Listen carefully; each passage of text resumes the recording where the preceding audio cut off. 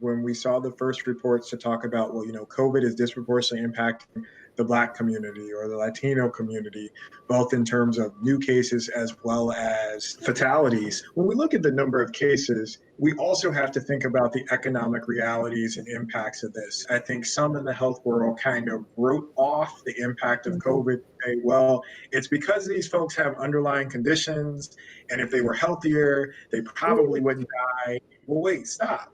Why do certain communities have a higher preponderance of underlying medical conditions?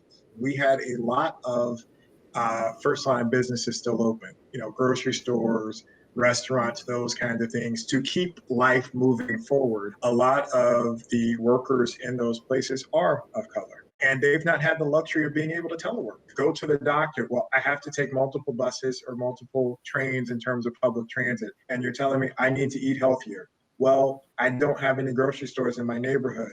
Well, actually, you need to go out and walk and exercise. Well, I don't have sidewalks in my neighborhood. Why aren't those resources co-located within my community that are easy to access? When you look at minority rates, they're significantly higher than non-Hispanic white rates of those adults who have no health insurance. The intent of health care that's provided in an emergency room is very different than the intent of health care that might be provided by a primary care physician. Is that a fair assessment for me to say that?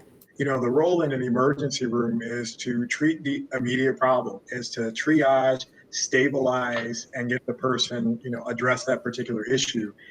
The intention isn't to provide follow-up care. That's the real responsibility of the primary care setting, is to have someone who's integrated and involved into your daily maintenance who does provide that follow-up. Many of us are excited about the arrival of several vaccines. You can see that folks with less formal education are much less willing to consider getting a vaccine. When you think about it by racial group, there is a marked lower willingness among African Americans.